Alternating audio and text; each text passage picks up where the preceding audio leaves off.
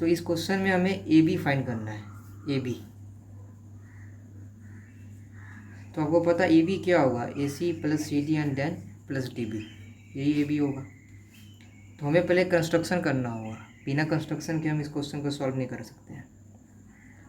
पहले कंस्ट्रक्शन कर दिया मैंने। मान लिया यहाँ पे एक पॉइंट है जी है, ठीक है। पहला स्टेप क्या होगा, construct F G parallel to C D, ठीक है। फिर अब मैं लगाऊंगा यहाँ पे ट्रिग्नोमेट्री के रेशियो, यानी ट्रिग्नोमेट्रिक रेशियो, क्योंकि उसी का यूज़ होकर के सॉल्व होगा। तो आप किसी भी ट्रायंगल को पहले पकड़ लो। सपोज मैंने पकड़ लिया ई एफ जी को, इन ट्रायंगल ई एफ जी, ठीक है। और आपको पता होना चाहिए ये 20 है तो ये भी 20 होगा, यहाँ से यहाँ तक 20 होगा, क्योंकि रेक्टेंगल है। रेक्टेंगल क्या है, ऑपोजिट साइड्स आर इक्वल, यानी ये इसके बराबर होता है और ये इसके बराबर होता है। तो ये 20 है तो ये भी 20 आएगा, और ये पूरा 30 है, ठीक है। ये पूरा 30 है, तो ये कितना रह गया, ये 10 रह गया। समझ रहे हो ना, अगर ये पूरा 30 है और इतना हमारा जो है 20 है, तो ये 10 ही रहेगा ना, तभी जो 30 बनेगा टोटल। आगे बढ़ते हैं, ई एफ जी। तो आपको पता है इसके सामने ये परपेंडिकुलर हो जाएगा और ये बेस का काम करेगा, ठीक है। ये परपेंडिकुलर होगा और ये बेस का काम होगा, क्योंकि एंगल के हिसाब से हम लेते हैं। नॉर्मली क्या होता है, नॉर्मली तो ये होता है कि परपेंडिकुलर ये होगा, क्योंकि एंगल यहाँ पे ठीक है। अगर एंगल यहाँ है, जिसको एंगल ऑफ डिप्रेशन हम कह सकते हैं, ये एंगल ऑफ एलिवेशन, इसको एंगल ऑफ एलिवेशन कह सकते हैं, इसको एंगल ऑफ डिप्रेशन। तो यहाँ पे जो होगा, यहाँ पे परपेंडिकुलर ये होगा, ना कि ये, और ये यहाँ पे बेस होगा, ठीक है। तो tan 60 डिग्री लगा रहा हूँ यहाँ पे, 60 degree, tan 60 degree equals to perpendicular मेरा क्या है, एफ जी बाई बेस जो ई जी है, जो कि 10 है, ठीक है। tan 60 degree we all know that √3 equals to fg by 10, and here we get our fg which is 10√3। √3 आपको पता है 1.732 होता है, तो ये 17.32 हो जाएगा, ठीक है। 1.732 को जब आप मल्टीप्लाई करोगे तो ये 17.32 हो जाएगा।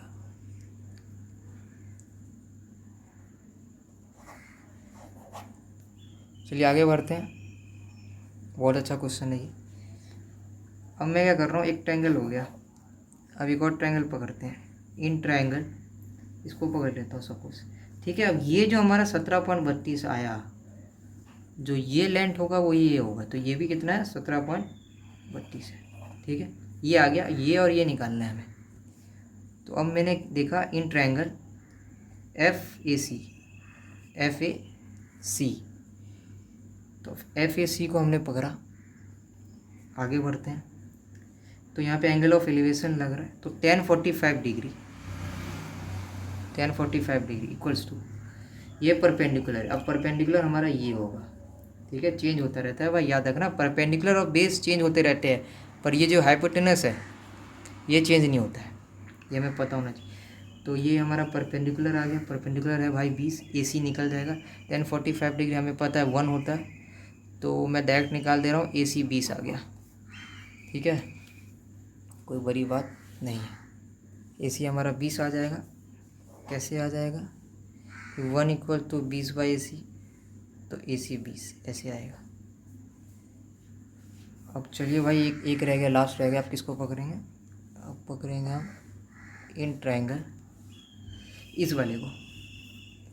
आप देख सकते हैं जैसा कि इस वाले को पकड़ेंगे, ई डी बी, क्योंकि ये डिस्टेंस रह गया बस, ये भी हमने निकाल लिया जो कि 20 आया है, ये ऑलरेडी हमने निकाल लिया स्टार्टिंग में, ये रह गया डी बी। तो इसके लिए हम इस ट्रायंगल को पकड़ेंगे, in triangle E D B, right, in triangle E D B. तो tan 60 again which we use in the first case, tan 60 degree equals आपका आ गया भाई, ये पूरा हो गया परपेंडिकुलर, tan 60 डिग्री यहाँ पे हो जाएगा, इक्वल्स टू हो जाएगा ये परपेंडिकुलर कितना है भाई 30 है, बाई डी वी। तो फिर ये क्या हो गया, √3 equals to 30 dB। Again cross multiplication, dB √3 equals to 30 dB equals to 30/√3। अब यहाँ पे हम क्या करेंगे, √3 1.732 होता है, उससे आप डिवाइड कर सकते हो, लेकिन मैं क्या कह रहा हूँ, ये करो, ये ज़्यादा सही है। इसको तोड़ दिया 2 पार्ट में हमने, ठीक है। अब हम क्या करेंगे, आराम से इसको √10 से काट देंगे, ठीक है। इसमें 2-3 तरीके से यहाँ पे सॉल्व कर सकते हो, लेकिन मैं ऐसे कर रहा हूँ। अब √10 इंटू √30 क्या हो जाएगा, √300। और मुझे इसकी वैल्यू पता है, जो कि 17.32 ही होती है, क्योंकि देखो √289 कितना होता है, 17 होता है, राइट। 17 का स्क्वायर रूट है ये, और ये अप्रोक्स जा रहा है और ये सेम रहेगा, तो ये 17.32 आएगा। नहीं तो आप ऐसे भी निकाल सकते हो, इस पार्ट को आप ऐसे भी सॉल्व कर सकते हो। ये है 30, ये है 1.732, ठीक है। पॉइंट हटाएंगे, 3 डिजिट था तो 3 जीरो को 1732 से डिवाइड करोगे तब भी यही आएगा 17.32, तो वही बात है। तो हमारे पास 17.32 आ गया, तो टोटल क्या होगा, ये भी हमारा 17.32 हो गया, ये भी हमारा 17.32 हो गया। टोटल क्या होगा, इन तीनों को प्लस कर देना, ए बी आ जाएगा हमारा।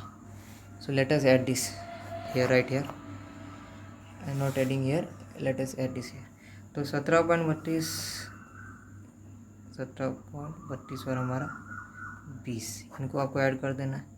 ये 64 हो गया, 17 17 34 और 20 54 हो गया, 54.64 answer. So this is all about discussion.